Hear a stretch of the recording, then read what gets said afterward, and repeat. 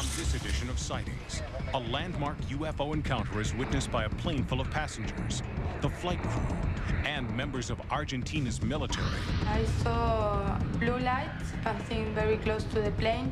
People were very nervous. They didn't know what was happening. This man has trained dogs to smell cancer on humans with near-perfect results. When he hit the spot and he smelled it was the cancers, he put his paw on it and then sat down. Is it a miracle or a medical breakthrough? Psychic Peter James helps unravel a Maryland mansion's haunted past in Sightings' ongoing investigation of the House of Plenty. I think I'm going to communicate with something in this room. And the best evidence yet that UFOs really do exist. You can tone it down all you want, and it's still pretty amazing.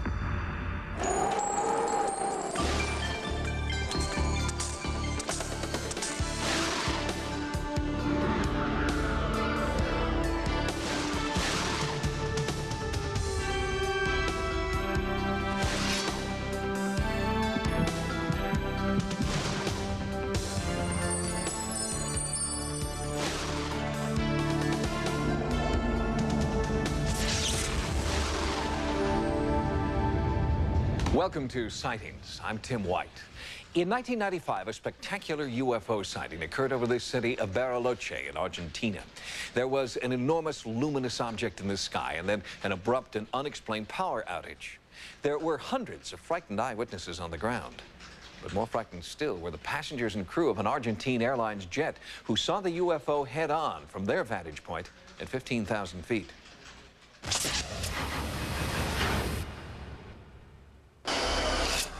July 31st, Aerolíneas Argentinas Flight 674 is cleared to land at Bariloche Airport. It's a quiet night, just two planes on radar, Flight 674 and a distant military jet. But then, suddenly, a third craft appears, a UFO so disturbing that it has changed the course of this pilot's life, as he tells Sightings in his first interview outside Argentina. Y nuestra preocupación. Our worries began when we saw the light. We consulted with the tower, and they said they didn't know of any other craft in the area. The tower questioned whether Polanco might be seeing the military aircraft, but Polanco insisted that there was a third craft bearing down on his jet. We asked the tower again, and they said they could see our lights, that there was no craft near ours. And they confirmed that there was the military craft in its position. Nosotros estábamos aproximando. We were approaching the airport at Bariloche. Argentine Air Force Commandant Ruben Sapusac was the other identified pilot in the air that night. At 38 millas. At 38 miles outside of the airport, I set my radio to the same frequency as the control tower. We could hear the communication between the control tower and the pilot of an Aerolíneas Argentinas aircraft, who was asking the controller if there was any other flight in this area. The controller answered that there was no other craft around. La primera impresión es de un choqueo. The first impression was shock from the people inside the plane. The lights of the object were well defined. There was an orange light on top of it, green lights on the side, and the solid part of the object was dark. Horrified passengers stared out the window and watched as the UFO flew dangerously close to the port wing. I was looking through the window, and I saw blue lights and orange lights passing very quickly through, very close to the plane. Nuevamente, le dice. We heard the AA pilot saying that there was something flying parallel to them. The controller said it couldn't be. They couldn't see anything. The control tower then called us to ask if we didn't see anything. We were 6,000 feet above the AA flight and paying attention to its communication. We told the controller that we couldn't see anything. Just after that, we heard the AA pilot say that the lights at the airport had gone out. There was a general power cut throughout the city, which made us use the emergency services at the airport. I told the control tower that we couldn't generate electricity anymore and that they should tell the plane to start an escape maneuver because we couldn't keep even the emergency lights on properly. The blackout forced Polanco to abort his landing. He was ordered to circle until power could be restored. As the streets were enveloped in darkness, the brightest source of light in the city was the UFO. That night, we had a big blackout. My husband and I went out to buy cigarettes. When we went out, we saw that it was all dark. There wasn't anyone outside, not even cars on the streets. Maria and Silverio Cabral were among the hundreds of Bariloche residents who reported seeing the UFO. I was driving the car when my husband said with panic that there was something standing still above us. I was pretty amazed to stare at something that wasn't normal. The lights were amber and orange, and they were about 3,000 meters high. The light was really powerful. When we decided to get out of the car, the light suddenly disappeared going east. That means it went toward the airport. It went so quickly that it was impossible to follow with our eyes. We were about to enter the airspace when we again heard the Aerolíneas Argentinas pilot asking for confirmation of the existence of another aircraft in the area.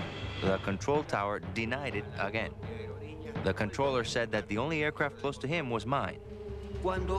Then we saw a small light 5,000 feet below our aircraft. It was an amber and clear light blinking, which went by us at a speed of about 600 or 800 miles per hour. This light flew horizontally, then suddenly it turned vertically, and suddenly it was up above us. We raised our eyes up to the window to see the light going up higher. The control tower didn't confirm it, but the military confirmed that he could see the light as he saw our plane from a different position. The lights at the runways on the airport were gone. We started our escape maneuver, and I noticed that the crew started getting nervous. People were very nervous. They didn't know what was happening, so everyone chatted inside and talked, and they were asking, wondering what was happening, that we couldn't land. We said we were making an escape maneuver because there was no electricity at the airport. While we went up, the object to our right went up, forward toward the lake, and went up at a 90-degree angle at incredible speed, and waited for our turn at the lake. All of a sudden, we saw nothing else. So we started looking toward our horizon, and we saw the light just in front of us, standing still about 29 miles from us. Polanco thought the UFO was moving away, but suddenly, there it was again, directly in front of him. When we turned over the lake toward the airport, we saw the UFO again, waiting for us on our trajectory. Once we finished our turn toward the airport, the UFO disappeared below us. As soon as the UFO disappeared, the lights came back on. Polanco landed and immediately filed an official report. Fear turned to frustration when the pilot tried to follow up with airport investigators. We were approached by the airport director, who asked me for the report of what had happened. He had to take it to the authorities. We gave this report to the airport authorities, but so far, I haven't received an answer about it. With the civil investigation going nowhere, Polanco turned to the military. An official investigation was denied by the Air Force. But after 2 months, I was approached by a Defense Ministry Department official. He wrote a report, but I haven't received a copy. Fellow pilots warned him to let the incident drop, but Polanco believes that finding the truth is more important than just one man's career. I decided not to keep quiet about it. So I decided to let the public know what happened that night. I would like to know what it was, since the light was flying in a very strange way. It didn't fly like a normal plane. I started to ask myself questions, but there are questions for which one has no answer. If there are answers, Polanco says he must find them, because he believes there is something out there, a UFO under intelligent control. What I always ask myself is how they could know the maneuvers I was going to make, and if the object knew what I was thinking. I had the impression that this object could foresee what I was thinking. This is an experience that has changed me for the rest of my life. Jorge Polanco believes that there may be more repercussions from his employer and his friends as a result of this broadcast. But Polanco has told Sightings that he must continue to search for an answer to his UFO encounter, no matter what the cost. Next, man's best friend in the fight against cancer. His record in the cancer thing is 99.7% out of 451 surgeries.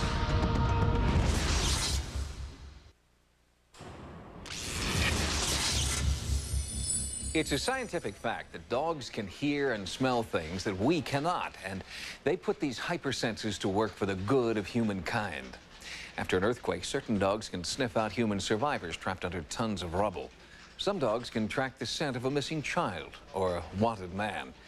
And there is growing evidence that some dogs can save lives in yet another way. They can sniff out cancer.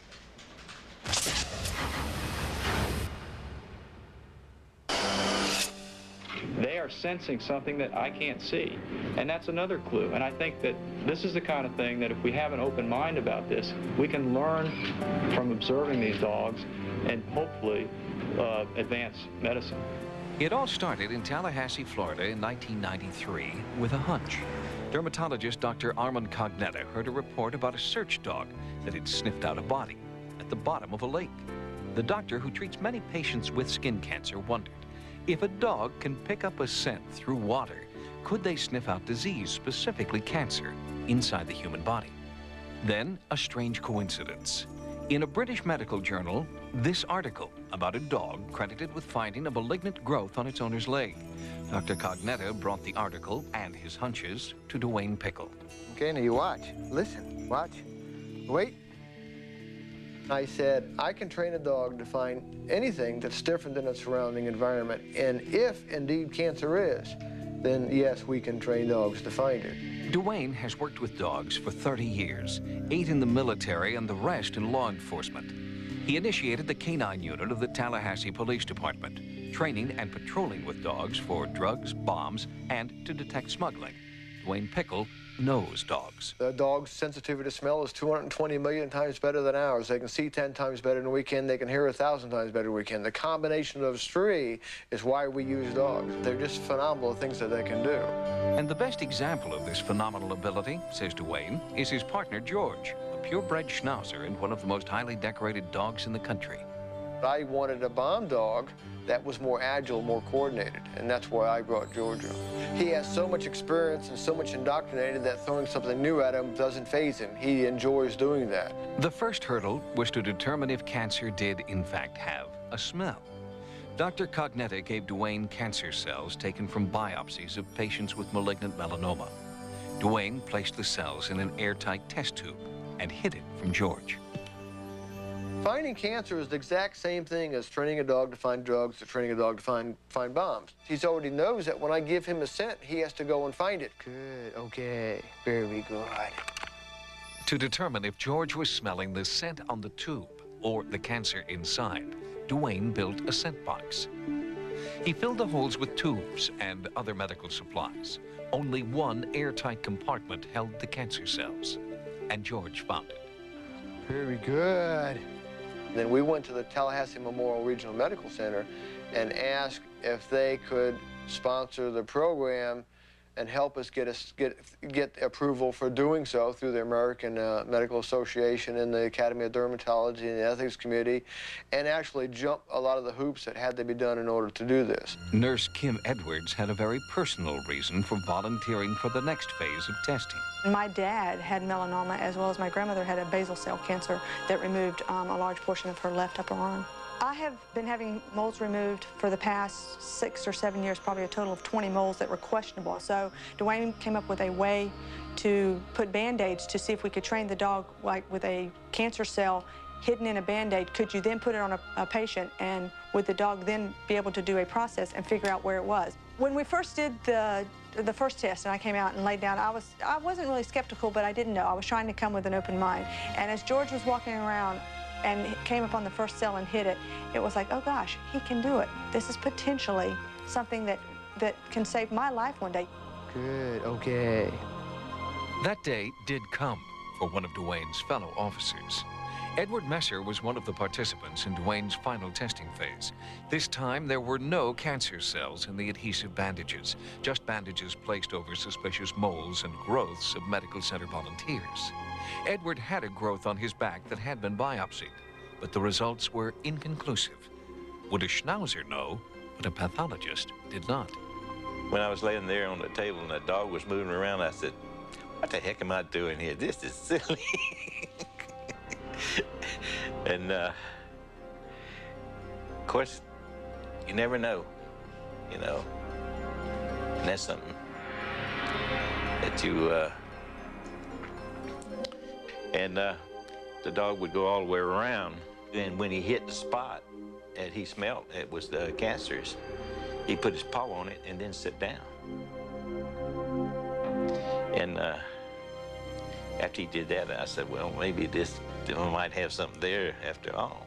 When the dog indicated on it and it proved to be melanoma, then that, to me, was amazing, because now we've done something that's never been done before, and that feels good. How many lives did he save? Ooh, I don't know. His record in the cancer thing is 99.7% out of 451 surgeries. Amazing, isn't it? Yeah, it's done a great job. After the initial study, Duane began contacting other Tallahassee doctors, including Dr. Clifton Bailey, who specializes in diseases of the lung, asthma, emphysema, and lung cancer. I thought for a few minutes, and I said, I'm sure that a dog can identify tumors of the lung that connect to the outside. And if you think about it, it's really logical, because if something looks different, it's probably made up differently.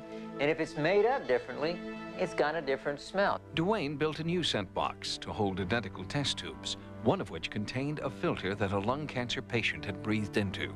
Good boy, all right. It takes a real professional to do this because someone's life is at risk. This is a trained dog that's doing it on command. So it takes a great deal of work, energy, and effort. It takes about 1,200 hours of training a dog to do this. It may not be high tech, but the program is very high skill. Duane's challenge now is to teach his training methods to more dogs and more dog trainers. Very good. Good girls. I've lost several friends through cancer. I've watched the agony that families and patients go through. And if there's any way that a canine and I could help in that, that's what I would like to see done. The project is not without its detractors. Many healthcare professionals see the dogs as impractical and less cost-effective than mechanical detection devices. But Dr. Bailey believes that by studying how the dogs find the cancer may lead to new medical breakthroughs. The first question is, what is the dog smelling? Is the dog smelling an individual molecule, individual chemical? Is the dog smelling a fixed recipe of volatile chemicals? To go further would need more sophisticated scientific approach, and we don't have the facilities. So this is just another incident where the dogs are really a part of our family and can save our lives because they have capabilities we don't have. The doctors use as many tools and stuff as they can, and to me this was possibly just another tool to be used. Yeah, it's a dog, but does it matter what the tool is? It sounds a little strange to some people, but if you know dogs, if you work with them, then it doesn't matter. You're talking about your life.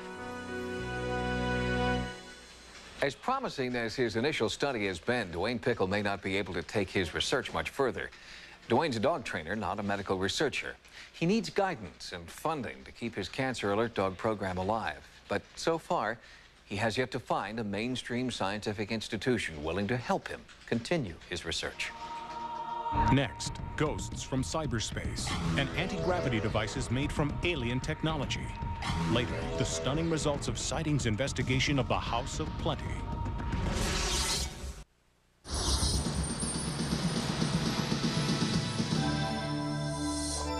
Here are some of the stories Sightings is following in the news. It's available right now on the web. Instant access to a worldwide network of people who have all seen, heard, or felt the presence of a ghost. And researchers using the new internet links believe even more strongly than ever that ghosts are real. On the World Wide Web, Bob Bowling is one researcher with his finger on the pulse of ghost encounters. I started the website mostly out of curiosity to find out what was common throughout the world regarding ghosts. Bowling's website has been up and running for just over a year and already has received more than 14,000 first-person reports of haunting activity. I tried to get a survey going then and research to try to find out how common this was, but the logistics prevented that, and what made it available was the internet, and that's why I started the Ghost Links website, so that I could reach out to the whole world. Through his research, Bolin has discovered that there are 4 major ghost categories. There are shadows, two-dimensional figures of the human form. There are spheres of light or electricity. There are also clouds, amorphous or figural. And there is the classic three-dimensional ghost, usually translucent and monochromatic. Bolin has also found that sightings spike in June, July, and September. My research has been very, very worthwhile. I plan on using the research, writing a book, incorporating a lot of these true stories, plus the information about the different types of ghosts, that these beings are real. They're not some life videotape or life force that's left over. Ghost encounters cross all cultural and religious lines. They are real. If you've had a ghost encounter, Bolin invites you to fill out his ghost poll at this address. From Fort Langley, British Columbia, it may look like a cross between a flying saucer and an outdoor barbecue. But this, according to the men who are building it, is the future's best hope for a pollution-free vehicle. It's called the Gravital Magnetic Device, a strange flying machine that its designers say will one day levitate using only magnets. Stranger still are the claims of designer David Hamill that he received the plans for his machine during an abduction experience. Pierre Sinclair is an electronics engineer who first met Hamill in 1989 and has been one of his staunchest supporters ever since, promoting Hamill's revolutionary ideas and helping to construct a first GMD prototype. The GMD, the Gravito-Magnetic Device, is a device designed to produce anti-gravitational energy. That means a machine that can produce a gravitational field that can be moved around it. So that means you can use that for propulsion, or you can use that to make a new type of electricity. Sinclair has co-authored a book about Hamill's abduction experience and the evolution of GMD plans and prototypes. It was very important to communicate to the public what the story was about, what the technology was about, because of its importance. Because of the man himself, David Hamill was not the kind of man to explain it to everybody. He was the man to make the machine, not to explain it. He needed somebody else to convey the message. That was my job.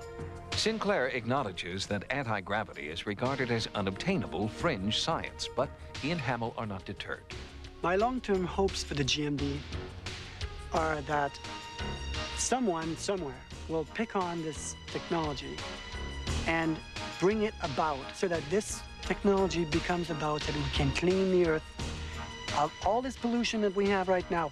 It's time to carry on to better and more useful and cleaner sources of energy. We have the potential to do it, and the GMD is one of those. We'll have more stories in the news next time. Now, here's what's coming up as Sightings continues. There's a man in a uniform standing right there. Hello? Psychic Peter James attempts to unravel the nightmarish past of Beverly Irig's dream house. Something just grazed the top of my head. Hello?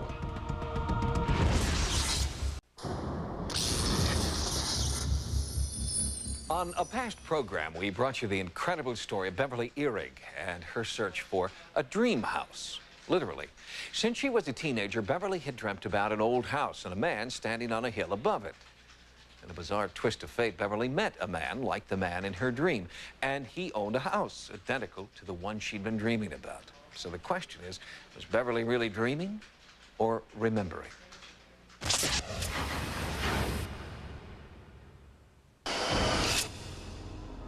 The dreams were disturbing at first. Where did they come from? And what did they mean?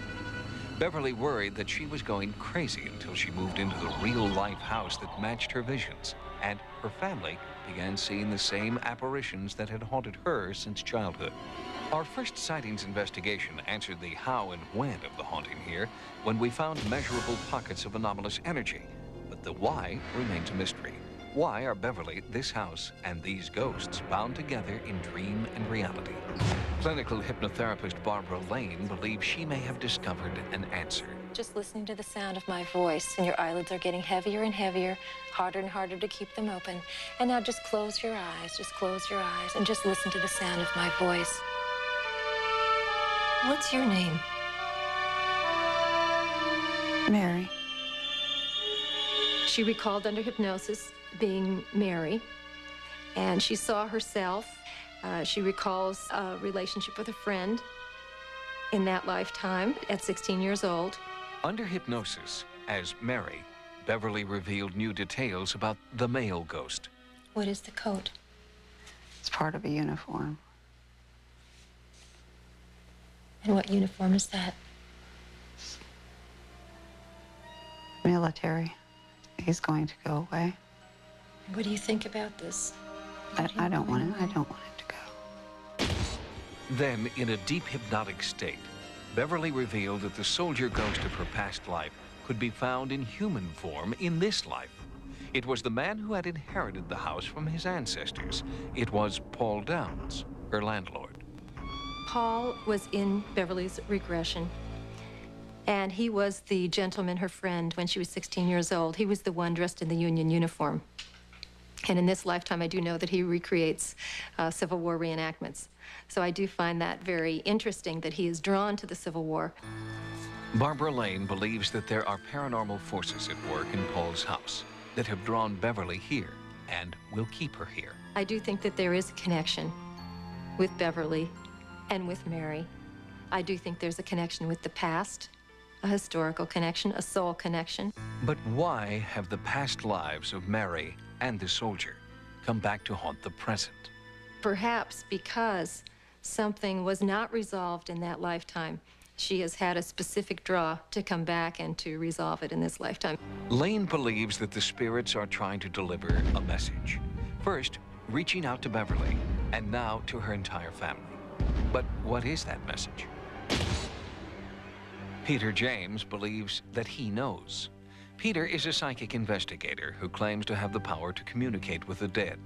Sightings invited Peter to Port Tobacco, Maryland, and brought him to the house known as Plenty for his psychic impressions. Beverly and her family were moved to a neighbor's house during Peter's initial visit to prevent any direct or indirect influence. Standard and thermovision cameras were used to record Peter's revelations, particularly startling because he knew nothing of the activity here. There are two men, males, that are in uniform. This dates back to the time of our union of our country. One is older, one is younger. This younger man, he does walk this house, and it feels like he's here with a broken heart. It feels like he's looking for a younger female that keeps looking out the door, out the window, in anticipation of someone coming back. And this person coming back wears the uniform. This emotional connection had been a constant theme in Sightings' earlier interview with Beverly. I felt very close to her. It was easy to pick up her emotional state, very, very much so. I felt that she was very, very fond of and very close to the soldier. As Peter began to voice his impressions, a sweet smell wafted down the stairway. There's a sweet smelling. Is it the house? The Sightings team smelled it too. Peter claimed that this was a physical manifestation of a female spirit. Right here. Look, right here. Right here. Look. Quietly. Someone is standing right there. Don't shine your light on it. Hello? There's that male. There's a man in a uniform standing right there. Hello? The young lady and the young man in uniform they're both on this floor. Look, something just grazed the top of my head. Hello? I got some registration exactly when you said that. Did you? Yeah. Yes, there's something right here. Right now. Yeah. When the tape from the thermovision camera was played back, the team found this. An unexplained wave of cold on the stairway, visible on thermovision despite the fact that all the doors and windows in the house were closed. It was eerie because this stairway has been a paranormal hotspot for years. It was also one of the locations where Al Rober had earlier recorded what he believes are voices from beyond the grave. Rober is an expert in EVP, electronic voice phenomenon. Before Peter's arrival, Rober had made recordings throughout the house. One of the loudest sounds was recorded here in the master bedroom.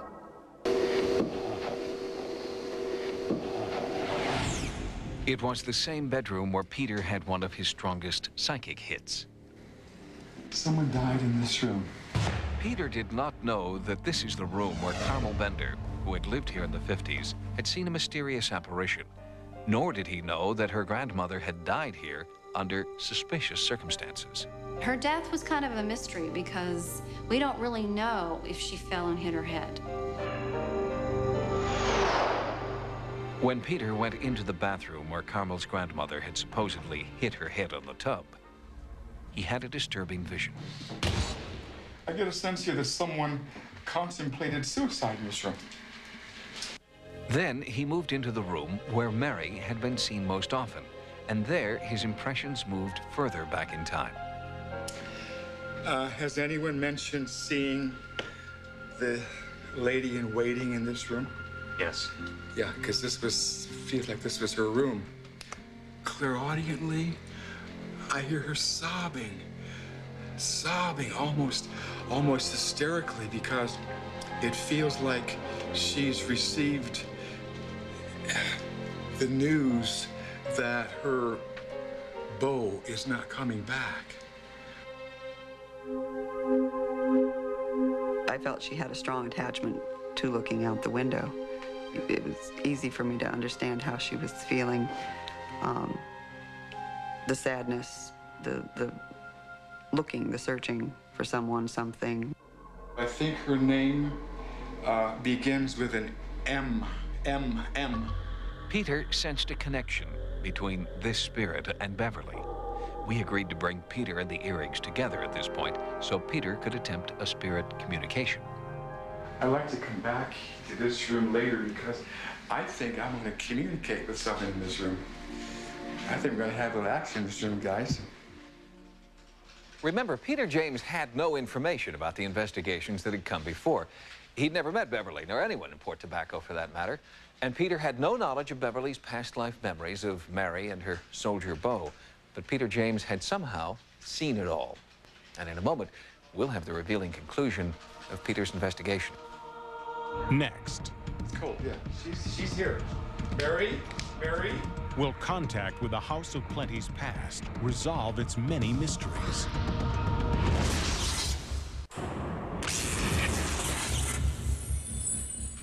In the antebellum house in Virginia known as Plenty, psychic investigator Peter James found a wealth of haunting activity.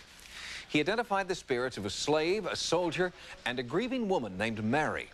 It was only after this initial survey that Peter was allowed to meet Beverly Earig and hear her amazing confirmation of his psychic visions.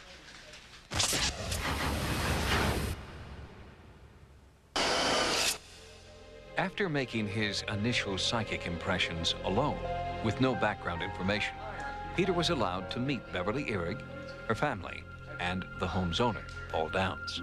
I feel like there is a young female. I did not get a name, but I got a letter M, female. That was here, and I got a sense of her going back to the door, looking, or perhaps in anticipation of her loved one, expecting him to come back, but he doesn't come back. To me, it was a wonderful experience, very emotional experience. I was feeling tears of joy because this confirmed that the people and the events that I kept sensing and experiencing do exist here. They are present, and they do coexist with myself and my family.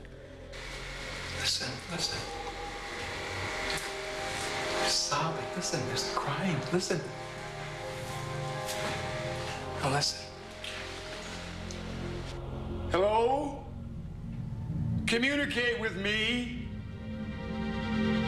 When Peter came up, we were going up the stairs, he asked to have Mary make herself known to us. And then he said, give us something that we can all identify with, and the scent of her cologne, her perfume, became overwhelming. He called down the spirit of Mary and to introduce me to the scent that I've been smelling here for years. I just never put two and two together. In the master bedroom where Peter had previously sensed the mysterious death of Evangeline Gardner, Peter had another hit. Do you know if medical people met here regularly? A doctor lived here. A doctor lived here, okay. Okay, that's why I felt medical. In the room where Peter had earlier sensed a female spirit and the letter M, he revealed a name everyone but Peter already knew. Who's here? See now, the M.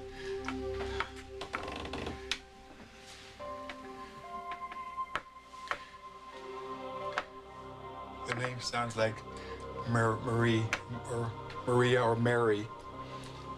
Mary. Is it Mary? Yes. And he pointed out the name either Mary or Maria. And so, we kind of looked at each other and we said, yeah, he's definitely tuned in on something. I hear her sobbing hysterically, just pacing. I think the strongest emotionally was when he began to describe, he could hear Mary crying. Handle the news that someone is not coming back. It's very sad. I knew what she was sobbing about was the fact that he had chosen not to come back of his own will, because at that time I had visions of the Civil War soldier receiving an injury to his leg, making him feel less than complete. Peter sensed that injury in the spirit and in one of those present, too. Someone have a bad knee? Me? Yes, you have a bad knee? Downs. I do have, I've got a bad knee. I have an old athletic injury. I never met the man before, and I didn't know it was that obvious. I was kind of surprised about his accuracy. He seemed to be right on the money. Beverly believes that Paul's injury and the injury of the soldier spirit are not coincidental. She has long felt that Paul and the spirit are connected through a shared past life. I am totally convinced that Paul and I have known each other for hundreds of years. I feel that Beverly and Paul have been together in a former life as well. And they're together now because there's some unfinished business to accomplish. For confirmation, Peter called up the spirit of Mary. It's cold, yeah. She's here. Mary, Mary, make your presence known. Speak to me. Mary. I think that Beverly could have been Mary in a former life. And Mary is able to recognize her sense of who she is now, and it's like looking into a mirror. The living factor, the day-to-day life factor of feeling like I'm possibly Mary and vice versa is very easy to accept, especially now. I guess I'd pretty much say I'm pretty much a believer now, just from what I've seen around here, and the fact that I had definite proof of just tying together the presence of Mary as well as the cologne or the fragrance, which is something that I've had for years. I just never paid any mind to it. Beverly feels right at home here, as she did many, many years ago, I believe, in a former life. When she arrived here the first time, she felt at ease and very much at home. Since all of this has been brought to light now more favorably from her perspective, that she's going to feel more at ease, and she'll be able to better cohabitate with the spirits that are in the house. I think that we're going to move forward here at Plenty, continue to coexist. It's just a wonderful experience to know that I have reference several hundred years ago to draw from, to continue into the future. Having the past come back to haunt you is something a lot of people dread, especially politicians. But for Beverly Ehrig, finding the house called Plenty and connecting with the entities that she believes are living there has brought her full circle. Finally, Beverly says her past has shown her where she belongs. Next, can these case studies convince the world that UFOs really do exist? You have to get past this business where everybody thinks it's a kooky, crackpot subject.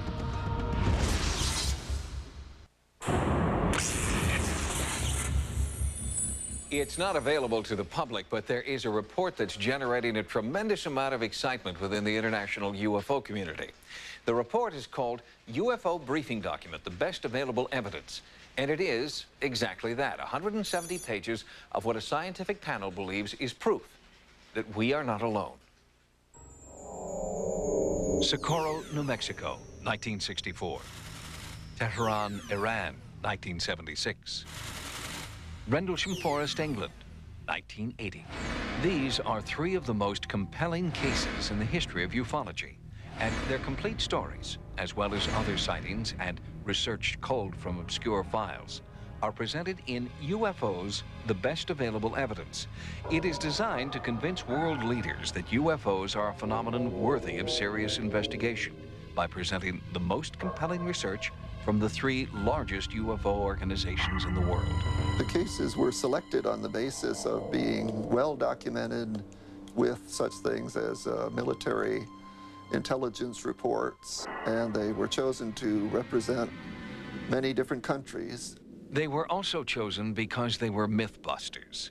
For example, the popular notion that UFO eyewitnesses are crackpots is blasted in the Socorro case, where the chief witness was a police officer. A UFO landed in the desert outside of a little New Mexican town and was sighted by a police officer, Lonnie Zamora, and the object took off with a roar and flew away silently. No one has ever cast doubt upon this guy.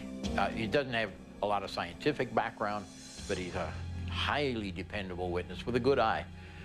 Also, the case was investigated within a couple of hours by a man from Army Intelligence and a man from the FBI. They were highly impressed by him. An encounter between a UFO and Iran's Air Force dispels the myth that UFOs are aircraft misidentified by the public. They sent an F-4 Phantom jet to chase after it. The pilot made contact. He armed a missile on instructions from the base and was about to shoot this thing, whereupon the whole missile panel electronics went dead. This pilot turned back to base. They sent a second F-4. Same thing happened. He tried to arm a missile. The panel went dead. UFOs have, throughout the years, shown a capability to cause electromagnetic effects, and they seem to be able to understand what a weapon is. The explanation that these are secret weapons of earthly origin does not explain the Bentwaters incident. The sightings in Bentwaters, England, during December of 1980, very significant cases because they involve numerous military witnesses, including the deputy base commander. He personally saw things flying around the sky. He personally saw light beams coming down in the vicinity of the atomic weapons storage area. Most things people report as UFOs are explainable, but there's a hardcore of sightings, such as the ones in the best available evidence, that simply cannot be explained by any known means. And these have convinced me that they are not terrestrial. You have to get past this business where everybody thinks it's a kooky, crackpot subject.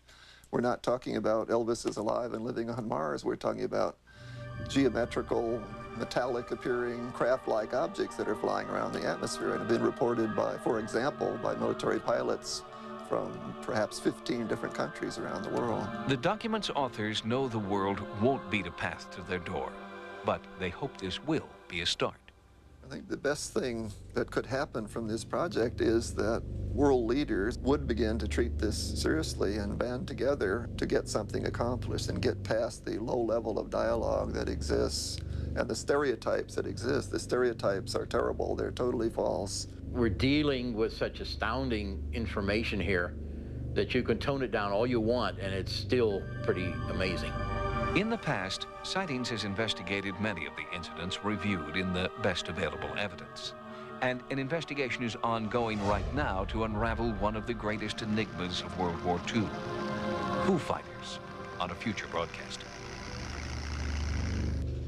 The UFO briefing document is not available to the general public, but Richard Hall and Don Berliner have prepared an executive summary of the report. It is available from the Fund for UFO Research in Mount Rainier, Maryland, or through the Fund's website. If you've had a paranormal experience, please write to us at Sightings. Sightings can also be contacted at America Online at keyword Sightings. Download images, sounds, and QuickTime clips from Sightings episodes. On the internet, access information about sightings and the paranormal at sci-fi.com/sightings. Until next time, remember, no mystery is closed to an open mind. For Sightings, I'm Tim White. Next on Sci-Fi, Dark Shadows. On the next Chronicle. It was just a fish. Moby Dick was just a fish. He's got gills and everything. Well, that's weird. Weird is good. We like weird. Sci-Fi's The Chronicle, tomorrow at 7 p.m. on Sci-Fi.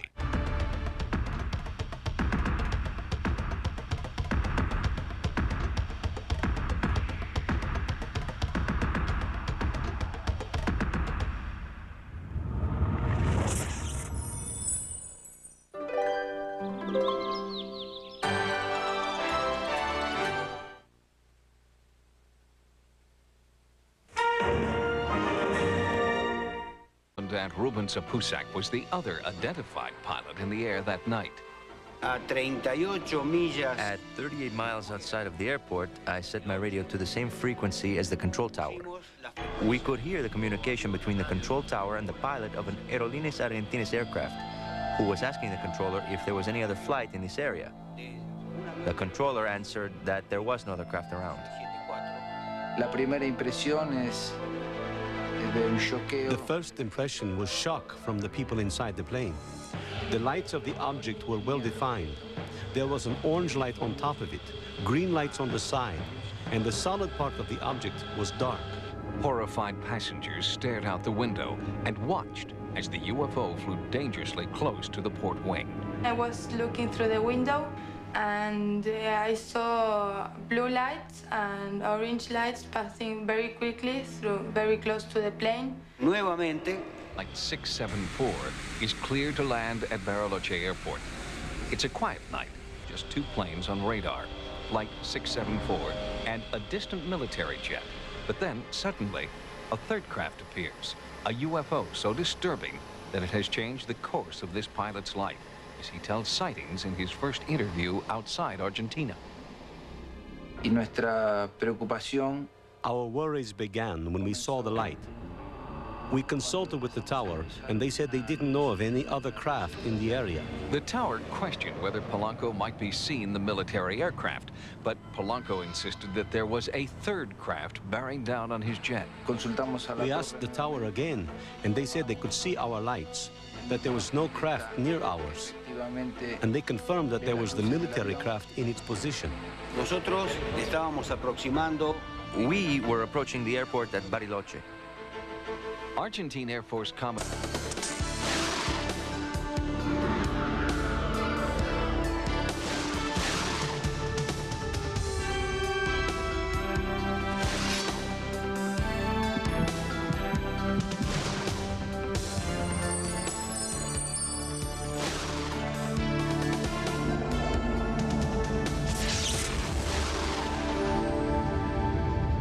Welcome to Sightings. I'm Tim White. In 1995, a spectacular UFO sighting occurred over the city of Bariloche in Argentina. There was an enormous luminous object in the sky and then an abrupt and unexplained power outage. There were hundreds of frightened eyewitnesses on the ground. But more frightening still were the passengers and crew of an Argentine Airlines jet who saw the UFO head-on from their vantage point at 15,000 feet.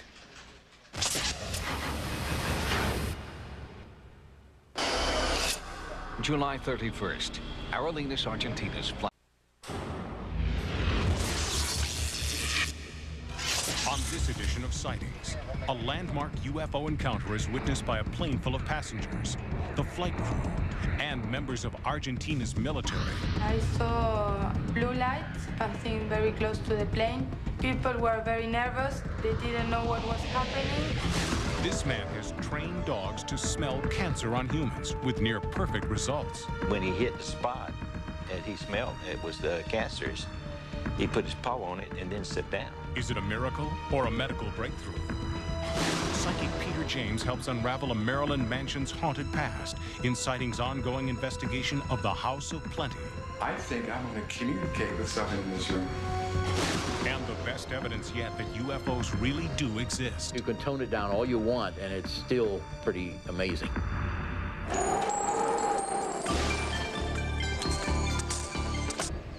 We heard the AA pilot saying that there was something flying parallel to them. The controller said it couldn't be. They couldn't see anything. The control tower then called us to ask if we didn't see anything. We were 6,000 feet above the AA flight and paying attention to its communication. We told the controller that we couldn't see anything. Just after that, we heard the AA pilot say that the lights at the airport had gone out.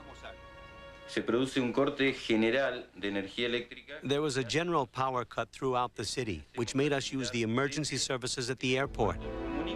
I told the control tower that we couldn't generate electricity anymore and that they should tell the plane to start an escape maneuver because we couldn't keep even the emergency lights on properly. The blackout forced Polanco to abort his landing. He was ordered to circle until power could be restored. As the streets were enveloped in darkness, the brightest source of light in the city was the UFO.